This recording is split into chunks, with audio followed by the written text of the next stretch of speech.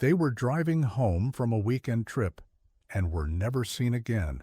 No calls, no tire marks, no bodies, just a stretch of winding mountain road and the cold breath of silence that followed. 15 years later, a hiker's dog wouldn't stop barking at a pile of rocks. That bark, loud, desperate digging, would unearth a truth no one was ready for, and everything everyone thought they knew about that day would crumble.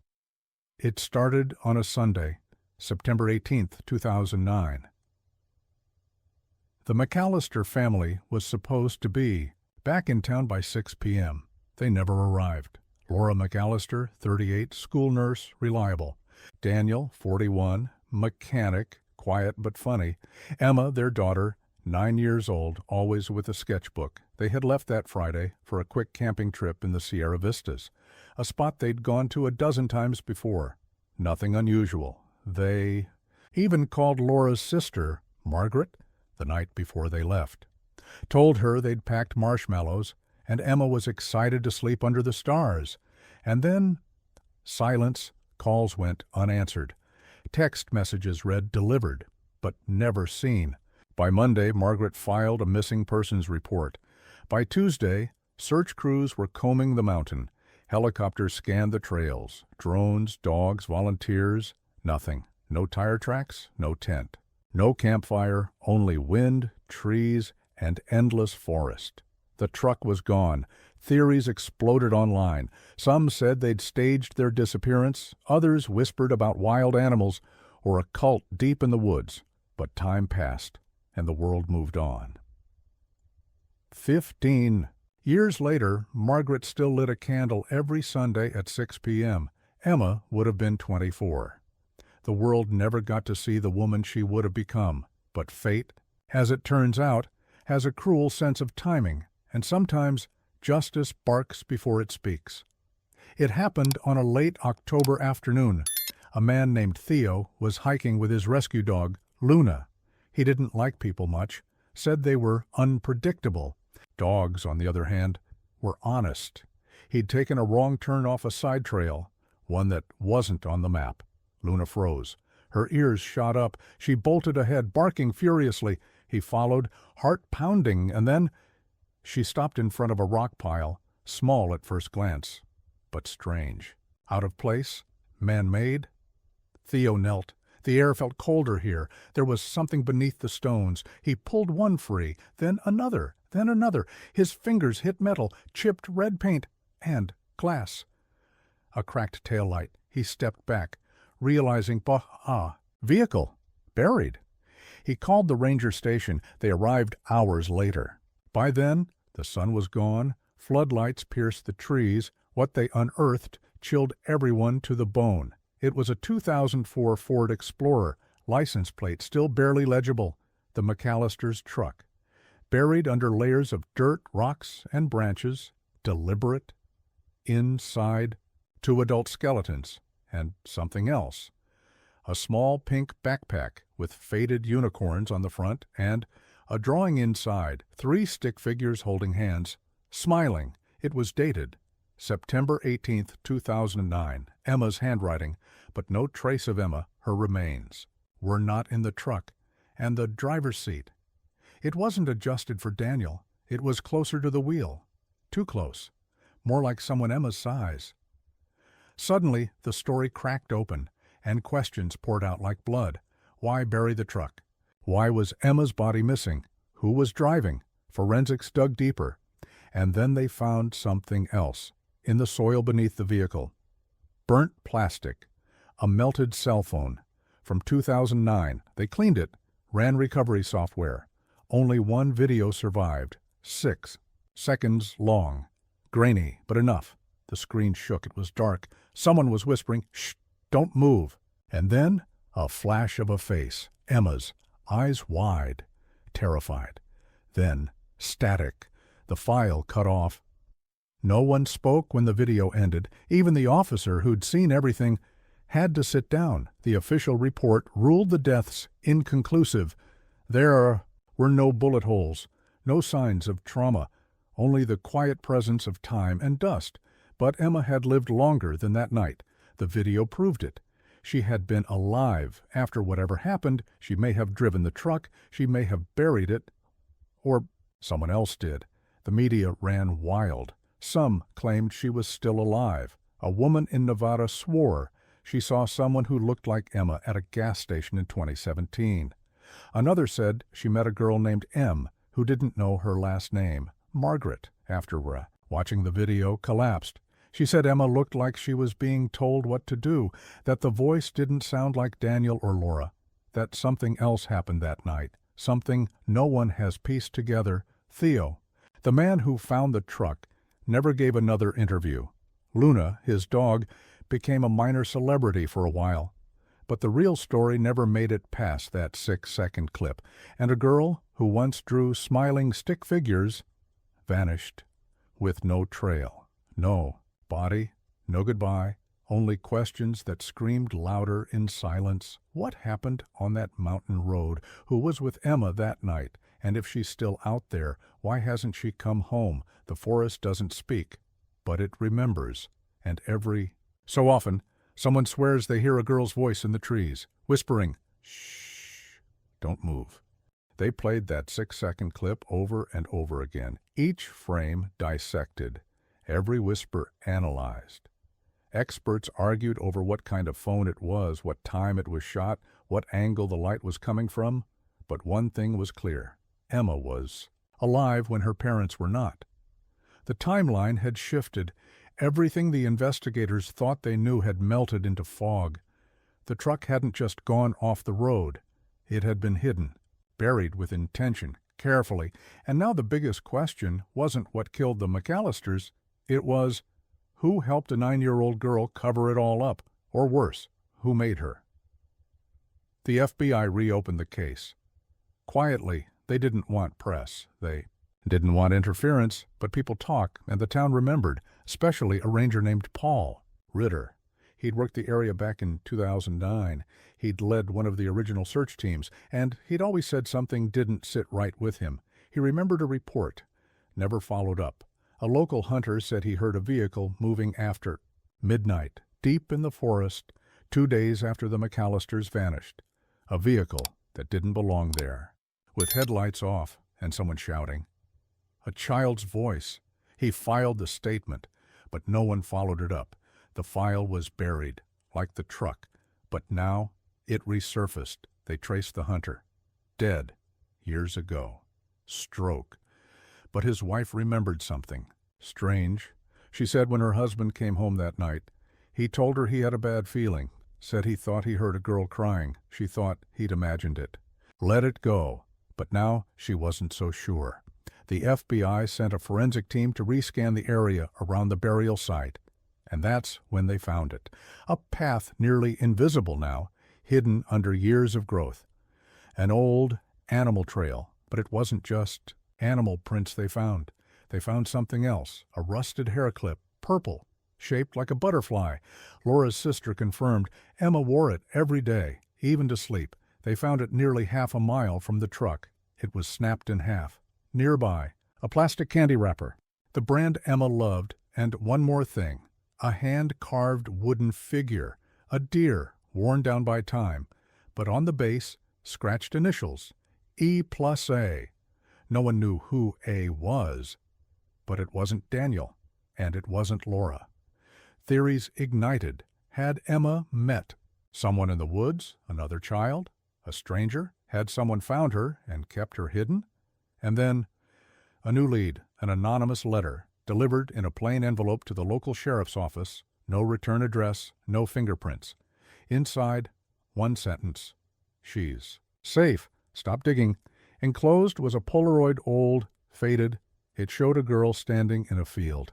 Long hair, worn clothes, looking away from the camera, no face, no details, but something about her posture, her size. The back of the photo read, taken 2014, and in the corner, written in faint pencil, E. They showed it to Margaret. She sobbed, said it was her, said she knew her niece's shoulders anywhere. But it wasn't enough. The FBI traced the film. It was a type discontinued in 2013. The picture was real. but the location unknown. The ground was grass, hills in the background, no landmarks. And then someone remembered something strange. Back in 2012, a backpack was found near a hiking trail in Nevada. Inside were torn pages from a children's book, some colored pencils, and a hospital wristband. The name on the band? Emma. No last name, just Emma. The bag was logged, but no match was found. It sat in storage ever since, until now. When they reopened it, they found something new. Tucked into a side pocket, a folded drawing. 3 figures again, stick figures. But this time, one was crossed out, the smallest one, and underneath scrawled in shaky handwriting, "I'm not her anymore." The drawing was sent to a handwriting expert. The match to Emma was over 90%. It was her. She'd survived. But she wasn't okay, and she didn't want to be found. Theories spun darker. Some said she was abducted and brainwashed. Others believed she'd snapped. Maybe she killed her parents, that she'd been hiding ever since. Some insisted she was taken in by a group that lives off-grid, raising lost children. A man from Arizona even claimed he remembered a girl matching her description on his property years ago, silent, barefoot, staring at him through the trees. When he blinked, she was gone. But stories like that, they always end the same way, with shadows. Still, the pressure mounted. A reward fund hit $50,000, then $100,000, but no one came forward, no one credible anyway, until a phone call, blocked number. A woman's voice, soft, calm. "I know what happened to the McAllisters," she said, "but I'm not the only one." She hung up before they could trace it. Her voice was never heard again, but 2 days later, another package arrived. This one was worse. Inside was a VHS tape, no return address, just a sticky note. For Margaret. They debated showing her, decided against it. Instead, an agent watched. What they saw would change everything. The footage was dim. Night vision, a small room, dirt floor, wooden walls, a mattress on the ground. A child, maybe 10, curled up and rocking. She was holding a drawing. She looked like Emma. She looked terrified, and someone, out of frame, was talking. The voice from the first video, whispering, "Tell them you're happy here." The girl didn't respond. She just cried. Then the tape ended. The FBI went public with the discovery, but not the tape. Too dark, too raw. Margaret demanded to see it. They refused. She filed for access. Was denied. She said she'd find another way. Meanwhile, agents focused on the region where the tape was mailed from. Northern Utah, small towns, mountains, places you could disappear in. They canvassed, questioned, found nothing, until one day, a park ranger found something wedged into a tree trunk. A message, carved deep into the bark. "I'm not a secret. I'm a story." And next to it, a butterfly, just like her hair clip. Somewhere, Emma had been alive. Somewhere maybe she still was, but the truth, it remained buried, just like that truck once was. The bark carving was real, fresh. Not from 2009, not from a decade ago, recent, 3 months at most. That meant one thing. Someone was keeping the story alive. The FBI called it a breadcrumb, a deliberate clue, not a mistake. Someone wanted Emma's story told, but they didn't want her found. Margaret knew it was her. She said Emma always carved butterflies into trees when she got scared. She had done it since she was 4. It was her way of telling people she was still there, alive, watching, waiting. But it wasn't just a symbol anymore. It was a warning.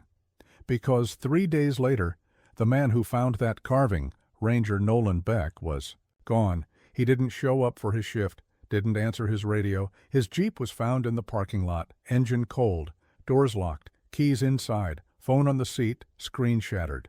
A smear of blood on the dashboard.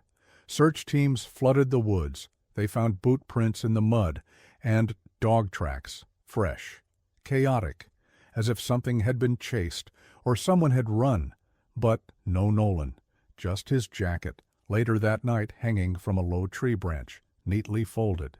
Inside the pocket, a stick figure drawing of a man and a dog, but their heads were scribbled out with deep, angry gouges. The drawing wasn't made by a child. It was too controlled, too intentional. Someone was playing a game, and they were always one step ahead.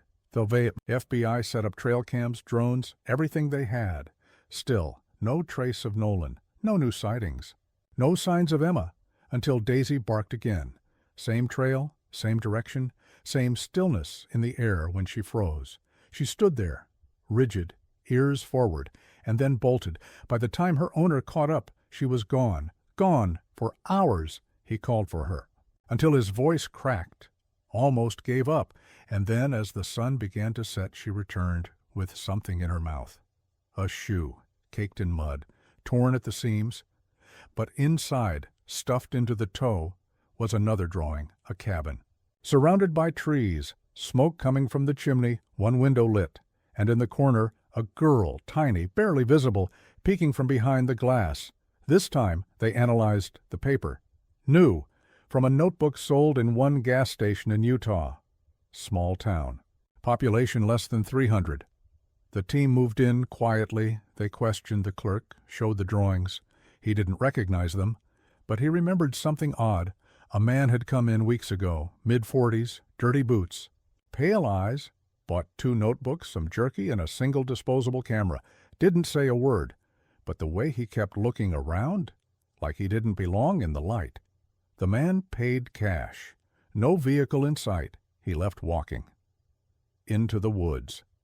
The team followed the path behind the station. It wound for miles, through the trees, into a clearing. And then, there it was. The cabin. Rotting wood, slanted roof, curtains drawn, no smoke, no sound. They approached slowly, guns drawn, breathing held, kicked the door in, empty dust, cobwebs, an old mattress, a single chair, and under. It taped to the floor, a note. You're late, no fingerprints, but there was something else in the cabin, a pile of ashes in the fireplace. Still warm, they sifted through it, found melted plastic, a camera lens, and scraps of photo paper, whatever was on that film. Someone didn't want it seen. They set up surveillance around the area. Hidden cams, motion sensors, for days nothing. Until night 4. The camera picked up movement, not from the trail, from the trees behind the cabin, a shadow, slender, moving fast, too tall for a child. But the way it moved, it wasn't a man either. It paused at the back of the cabin, crouched low, and then it scratched something into the back wall. In the morning they checked. 4 words, "Don't follow the fire," and a date. May 18th, 2. Days away, Margaret was told to stay home. She didn't listen. She drove to the edge of the forest and waited. At midnight on May 18th, the hills lit up, not with fire, with light, like someone had set off flares deep in the woods, 3 of them in a perfect triangle, and at the center, smoke. The team rushed in, no flames, no heat, just smoke and ash. And in the middle, burned into the earth, a butterfly, 10 feet wide, perfectly symmetrical, no footprints, no signs of a vehicle, just that symbol. Waiting, watching. They searched all night. Nothing. Until Daisy barked again, only once. Low, guttural. They followed her to a creek nearly dry from the summer heat. In the middle of it, balanced on a rock, Espum, Polaroid, perfect condition. This time, it was different. The girl was facing the camera, eyes pale blue, hair longer now, streaked with dirt, a faint scar on her temple. She was older, 15, maybe 16. But it was her, Emma, holding a sign. "This is not your story." On the back of the photo, scratched into the surface, "Let the dead stay buried." The FBI released the photo publicly. They called it a breakthrough, but Margaret disagreed. She called it a warning because whoever was protecting Emma wasn't done, and they were watching, always. The photo made national news. People wanted answers. Who took it? Where was Emma? Was she in danger or trying to protect someone? The theories exploded online. Some said she'd been raised in the woods by the man who took her. Others believed she escaped and was sending clues. A few even thought she'd never been missing at all, that it was a hoax, a myth. But Margaret didn't care about the noise. She just wanted her daughter back. The FBI assigned her a handler to protect her, to keep her from going rogue. But it didn't matter, because 3 nights later, she vanished. 2. Gone from her home. No signs of struggle, just an open door, and muddy footprints, but not hers, too small. They led from the back porch into the forest. Same forest Emma disappeared in. Same trail Daisy kept barking at. The agency combed the area again. They found a piece of cloth snagged on a branch. Margaret's scarf. And a second Polaroid. This one was different. It showed Margaret tied to a chair, eyes open, calm, like she wasn't afraid. In the corner, a hand barely visible, reaching out to touch her shoulder. The photo had been taken indoors. Log walls, a single oil lamp, no windows and no timestamp, but on the back, in faded ink, she asked for the truth. For the first time, the FBI admitted it publicly. Someone was orchestrating this. Not random, not accidental. Deliberate, a pattern hidden beneath chaos. They expanded the search zone, brought in behavioral analysts, wilderness trackers, former culty experts. One theory stood out, a local legend buried deep in the archives, about a man who once lived alone in those mountains, name unknown. No birth records, no town ties. They called him the Keeper. Said he watched the woods, punished trespassers, protected those who respected the silence. Old stories, fireside whispers, until a local boy vanished in 1997. His parents claimed he'd gone hiking, only his backpack was found inside. Drawings, one of a cabin, one of a girl behind a window, and one of a butterfly carved into a tree. The case was never solved. Now the drawings looked familiar. Too familiar. It wasn't a myth. It was a pattern, and Emma. She was part of it. The FBI reopened every missing person case from the region. Dozens. Over 20 years. Mostly hikers, campers, off-grid loners. Each one vanished without a trace. Each one in the same area. But here's what changed everything. Daisy, again. She led her owner to an old rusted fire tower deep in the woods, half collapsed. Unused for years, she barked once, then scratched at the floorboards. Underneath, they found a box, wooden, hand-carved, sealed tight. Inside, photos, dozens of them, all Polaroids, different people, different years, same look in their eyes, calm, still, as if they knew, as if they'd accepted something. And in the very last photo, Emma sitting beside. Margaret in the woods, smiling, like mother and daughter had found peace, like the nightmare was over, but the timestamp was strange. May 17th, 2023, a full year before Margaret vanished. It didn't make sense. How could a photo from the past show an event that hadn't happened yet? They analyzed it. No edits, no digital manipulation. The photo was real, but the date wasn't. Someone had changed it. Or maybe someone had planned it. Everything began to feel scripted, designed. Margaret's scarf, the drawing in the shoe, the butterfly in the earth. All pieces in a story someone else was writing, and the final chapter was missing. Until a woman came forward. Local. Mid-60s. Said she knew the man in the gas station. Said his name wasn't the Keeper. It was Jonah, her brother. Estranged since 2001. He was obsessed with preserving life as it should be. Said cities poisoned people. Said silence healed what noise destroyed. Said he found a place in the woods that didn't belong to time. She hadn't heard from him in over a decade.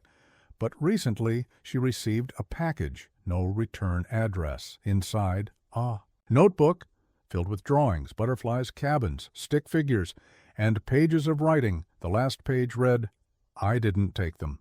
I found them. I gave them what the world couldn't. They asked for escape. I gave them sanctuary." She turned the notebook over to the FBI. They traced the paper, the ink, the binding, custom-made, handmade. In a workshop that closed 15 years. Agam at a single page was dated in pencil. May 20th, 2009, the day Emma and her family vanished. They weren't abducted. They weren't lost. They followed him, willingly. The question was, why? What could make a family vanish into the forest and never try to come back unless they didn't want to, unless the life they found in the woods was better than the one they left behind? But that still didn't explain the photos, the warnings, the fire in the hills. Something darker lingered beneath it all, something unsaid, unwritten, and the last message arrived on a stormy night. A letter, delivered by hand. No return address. The paper smelled of pine. The handwriting, elegant. Careful, the letter read, "You've seen enough. You've asked too many questions. She is not yours to find. She belongs to the trees now. So do the others. So will you if you keep looking." Inside the envelope, a feather, burned at the tip, and one final Polaroid of Daisy, staring into the woods, eyes locked on something no one else could see. Behind her, a shadow, tall, still, and very, very close. The shadow behind Daisy was human, barely visible, but undeniable. Its edges blurred in the trees, a silhouette half swallowed by bark and branches. Whoever, or whatever it was, had been standing inches behind her, watching, unmoving. The FBI froze the image, brightened it, enhanced every frame, but the more they looked, the less they saw, because behind the shadow there were no trees, no path, no trail, just black. An absence of light, like something had been erased from the world itself. They ran it through forensic analysis. The conclusion? The image had not been edited. The shadow had disrupted the photograph on its own, something real with properties they couldn't define, a presence that didn't play by the same rules. And then Daisy stopped barking. She stopped eating, stopped responding. She would just sit at the edge of the forest, staring at the same patch of trees for hours, days, eyes wide, not afraid, just waiting, as if listening to something no one else could hear. Her owner took her to 3 different vets. Nothing physically wrong, but her heartbeat slowed, her breath shallowed. It was like something in the woods had taken part of her and was still calling to what remained. Meanwhile, the FBI closed the investigation. Officially, there wasn't enough evidence to prove foul play. Unofficially, they were terrified. Too many agents had gone missing. Too many warnings had arrived with no explanation. Too many signs told them to stop digging. So they did. The forest was declared off-limits. The area surrounding the trail sealed to the public. Locals were told it was due to instability and environmental danger. But no one believed that, because sometimes, late at night, they'd hear it. A whistle, soft, low, carrying through the pines. It would echo near the edge of town, then fade just as quick, and when they followed it, all they'd find were small carvings in tree bark, butterflies, perfectly symmetrical. Margaret was never seen again. But 2 years later, her voice was heard, briefly. A ranger's walkie crackled to life at 3:33 a.m. static, then a whisper, "She's with me. She's safe." The voice was hers. No mistake. But the radio wasn't on. No one had touched it. And when they tried to trace the signal, there was none. It hadn't come from any known source, not even from inside the forest. The ranger quit that. Same night, burned his uniform, moved states. He never spoke about what he saw, but someone did. A boy, 12, camping with his father, said he woke up alone in the tent, heard something outside, not footsteps, not animals. A laugh, soft, high, like a child. He opened the flap and saw her, a girl, long brown hair, dirty face, pale eyes, standing at the edge of the firelight. She didn't move, didn't blink, just stared. Then she raised her hand and pointed, not at him, at the trees, and behind her a figure stepped out of the darkness. Tall, thin, wearing what looked like antlers, but they weren't made of wood. They grew from his head. The boy screamed. His father rushed out. No one was there. No prints, no signs, just a butterfly carved into the nearest tree, fresh, the bark still bleeding. The boy wouldn't speak for days. When he finally did, all he said was, "She didn't want to come back." And that was the truth, the hardest part to accept. Emma could have left. She had chances. She sent warnings, left clues, drew paths, but not for rescue, for understanding. She wasn't lost. She chose to stay, and her family, they chose it too. Maybe it started as survival. Maybe it was escape. But in the end, it became home, a world beneath the trees, hidden in silence, where time didn't touch them, where they weren't broken or hunted or forgotten. They were kept. And the dog? Daisy. She followed the call one last time, into the woods, and never came back. No struggle, no signs, just her leash, wrapped gently around a pine trunk, and next to it, a photo, Daisy, sitting beside Emma, both of them looking at something just beyond the frame, both smiling, not at the camera, at someone else, someone unseen. The photo had no date, but on the back, in fading pencil, some truths don't need to be solved, only respected, only remembered. Today, the trail is overgrown. The trees have reclaimed the path, but if you listen closely on windless nights, you might still hear it, a soft bark, a flutter of wings, a whisper through the trees that feels like a memory or a warning, or both. Because in those woods, some stories never end. They just wait until you're quiet enough to hear them.